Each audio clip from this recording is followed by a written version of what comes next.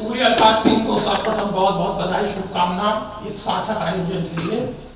और जहाँ तक सवाल है महिला दिवस पर कुछ कहने का, तो भाई मयंक जी बहुत कुछ कह रहे, और जो मैं कहना चाह रहा था लगभग वो सभी बातें उन्होंने कह दी। रचना पाठ से पहले एक बात जरूर कहूंगा, और शायद एक भाई ने अभी कही भी थी कि अगर हम अच्छा लिखना चाहते हैं तो बहुत जरूरी है हम अच्छा सुने, अच्छा पढ़ें। जी मयंक जी ने कहा था, बिल्कुल सही बात भी है, क्योंकि जितना पढ़ेंगे जितना सुनेंगे वो हमारे लिखने में जरूर काम आएगा।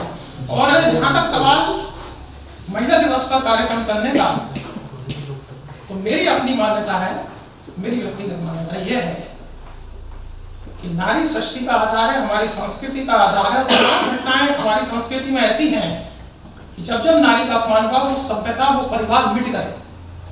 इसलिए नारी अगर मजबूत है, नारी अगर हस्ती है, तो मेरा ख्याल है कि हमारी संस्कृति मजबूत है। बहरहाल रचना पाठ का आदेश हुआ है, और दोहों की बात भाई अमन ने कही, लेकिन मेरा मन है आज एक दोहा, दो दोहे और कुछ मुक्तक के साथ मैं अपनी बात रखूंगा।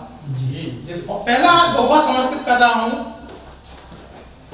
देश की सभी बेटियों के नाम।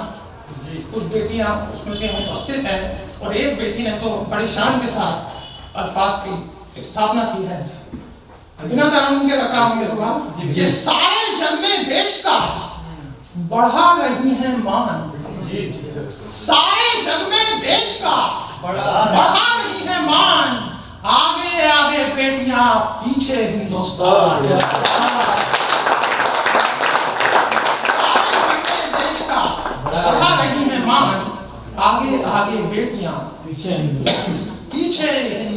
और त्योहारों की बात की तो अभी मधुमास चल रहा है, बसंत का मौसम चल रहा है, और इस बीच फागुन ने भी थोड़ी थोड़ी दस्तक देनी शुरू कर दी है। मैं बसंत से और फागुन से जुड़े हुए कुछ मुक्तक रखता हूँ।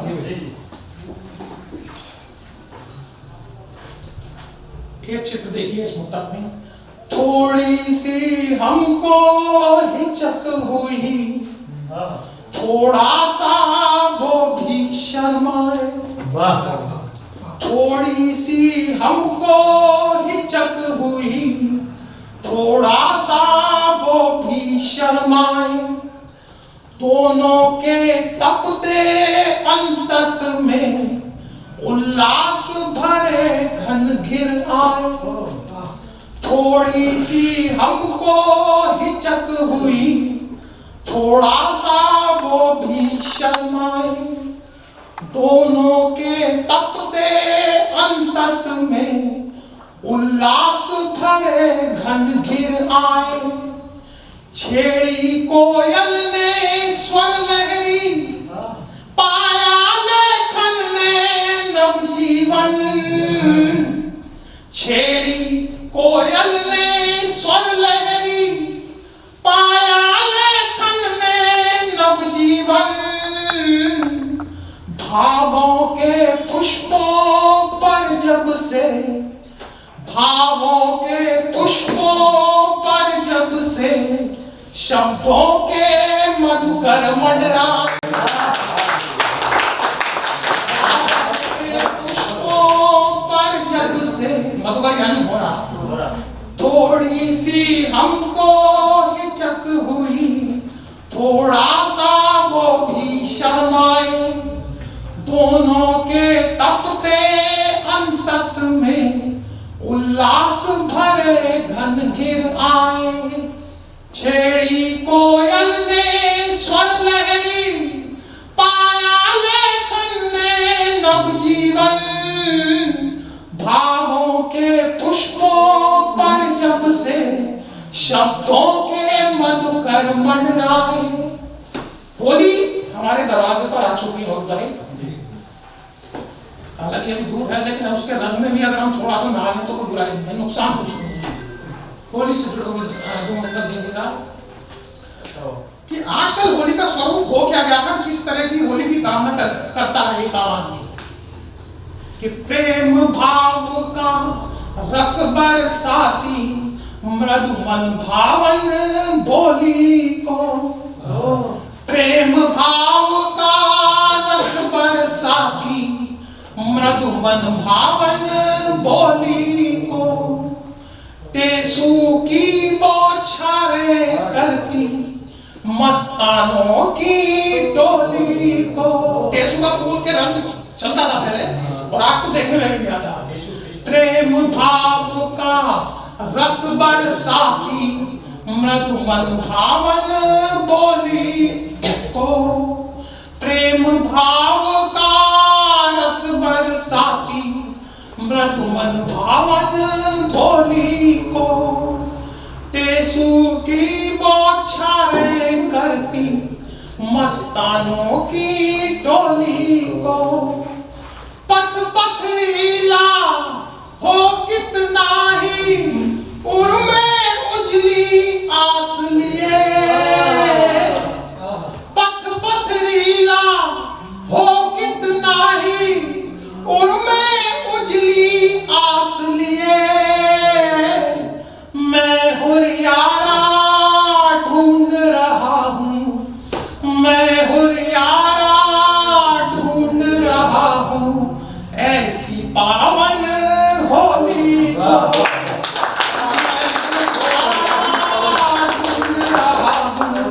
ऐसी पावन होली को। होली से जुड़ा हुआ ये एक और वक्तव्य देखिएगा। होली का जो एम है, जो किस उद्देश्य हम होली मनाना चाहिए कि तोड़ दिखा अब बैर भाव की इन घातक दीवारों को, तोड़ दिखा अब बैर भाव की इन घातक दीवारों को, कर दे पहले सामस्ताना घर गलियों चौपारों को, तोड़ दिखा अब बैर भाव की इन घातक दीवारों को, कर दे पहले सामस्ताना घर गलियों चौपारों को, रास्ता तेरा देख रही है जाने कब से पिचकारी, रास्ता तेरा देख रही है जाने कब से पिचकारी, प्यारे टेसू आकर रंग दे, प्यारे टेसू आकर रंग दे फागुन की बौछारों, आकर रंग दे फागुन की बौछारों को। यहाँ से हम कमल भाई रास्ता थोड़ा बदलते हैं और अध्यात्म की तरफ आते हैं, और उसका क्षेत्र मधुर भाई यह है, भगवान श्री कृष्ण के ध्यान में एक महिला है, उनके सिर पे पानी की गगरी रखी हुई है, और वो उस ध्यान में क्या कह रही है, बहुत है दूर यह माना तुम्हारी प्रीत की नगरी, बहुत है दूर यह माना तुम्हारी प्रीत की नगरी, तुम्हारे ध्यान में मोहन सदा भाई यही डगरी, मतलब रास्ता।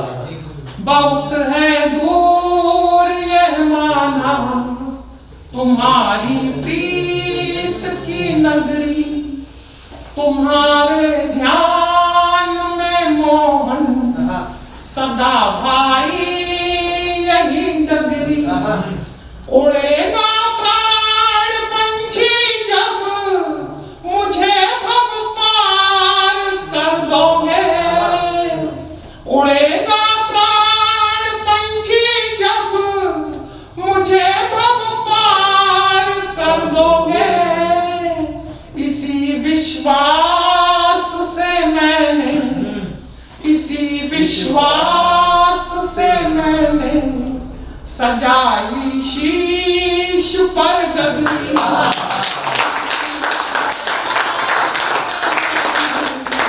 सजाई शीश पर गगरी।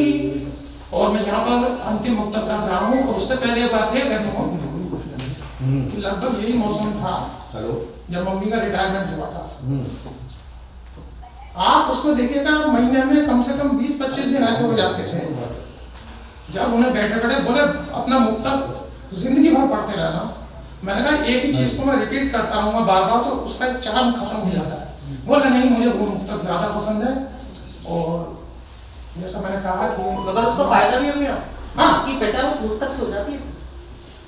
अभी मैंने कहा मुझसे कि माँ की जब चर्चा होती है तो मैं कुछ ज्यादा सेंसिटिव हो जाता हूँ, और भावुक होने से रोकने की अगर बात की जाए तो मैं उसमें नील बटा नहीं, तो मैं उनको स्मरण करते हुए वही मुक्तक गा रहा हूँ। एक रचनाकार की भावनाएं उसमें निहित हैं। एक रचनाकार स्वयं से भाई साहब क्या कहता है कि देखिए, शब्द पिरोने का ये सपना इन नैनों में पलने दो, शब्द पिरोने का ये सपना इन नैनों में पलने दो, मेरा ही हूँ लेखन पथ का, मुझे इसी पर चलने का यह सपना इन नैनों में पलने दो। यहाँ जितने भी हमारे भाई बहन अभी आए जिन्होंने परफॉर्म किया उन सबको मैं बधाई देता हूँ, और उन सभी के नाम के अपना अंतिम मुक्तक लग रहा हूँ। शब्द पिरोने का यह सपना इन नैनों में पलने दो, मेरा ही हूँ लेखन पथ का, मुझे इसी पर चलने दो। कल कल करती जीवन धारा पता नहीं कब थम जाए,